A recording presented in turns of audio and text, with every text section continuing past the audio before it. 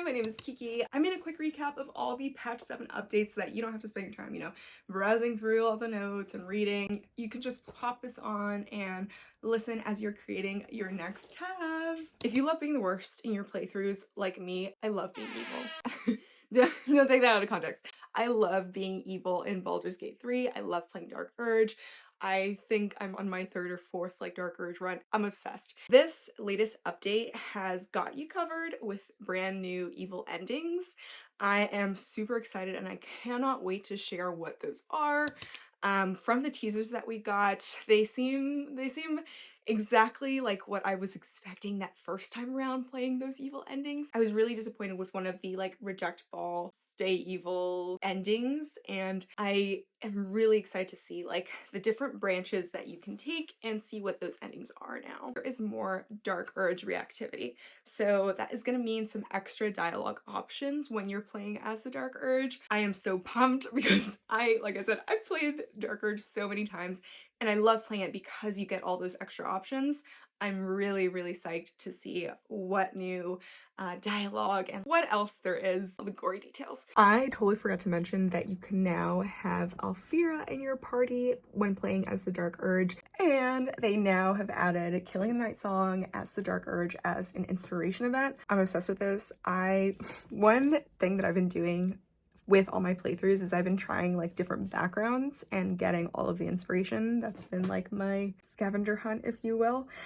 I'm really excited because I've done the haunted one a couple times now. I just want to get that extra inspiration, that extra gold star for Killing the Night Song. There's so many Dark Urge updates in this patch 7. Now is the best time to play a Dark Urge playthrough if you haven't already. It's so good. It's my favorite.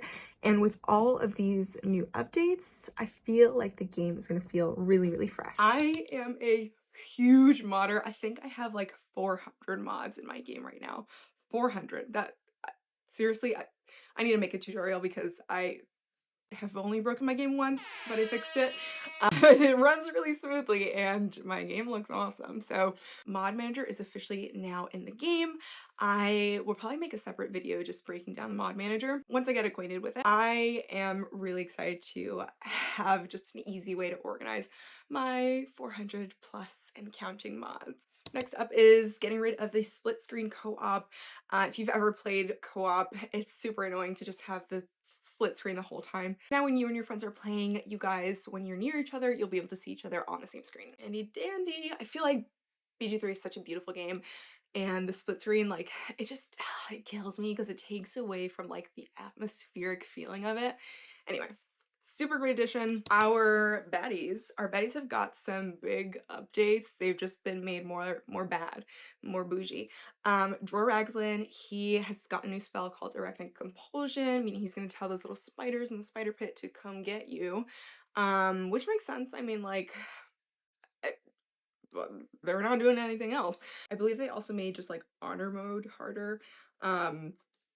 I have never played honor mode. Maybe I will one day, but I am a passenger princess when it comes to playing games. I play on easy mode unless I'm being super modded. I'll up the difficulty because I tend to download a lot of overpowered and cheaty items.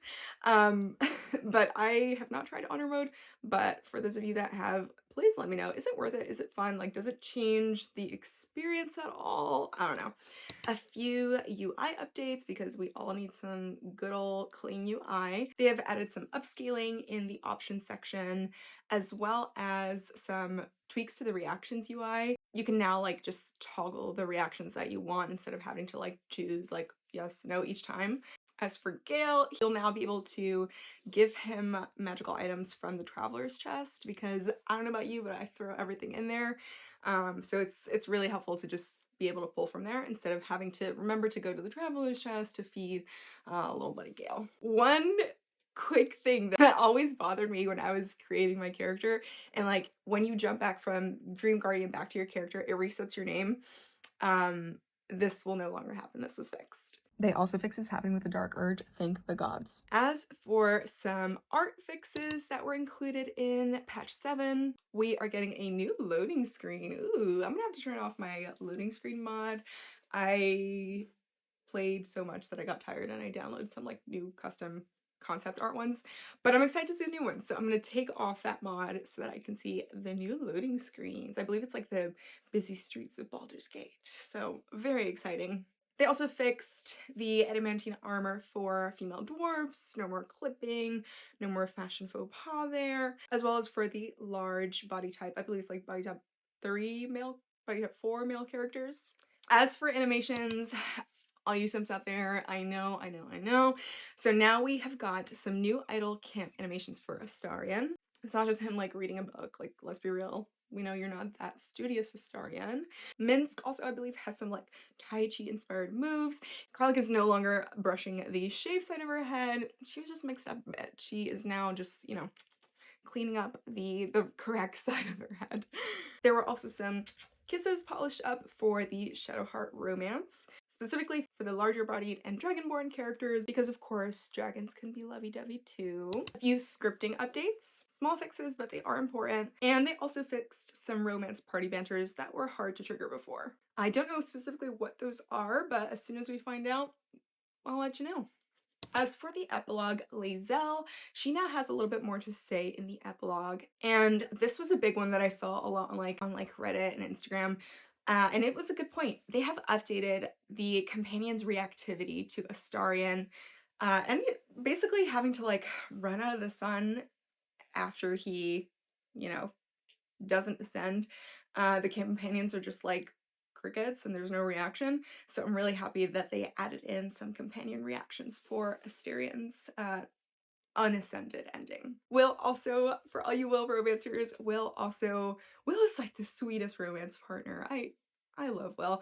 Will has got a new greeting for romance partners in Act 3 as well. Karlach now also reacts to Daemon being not around in order to help her. She's got some thoughts on that.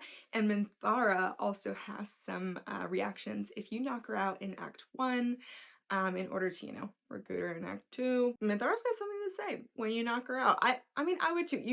You're knocking out like the House Bainray princess. I think she'd have something to say.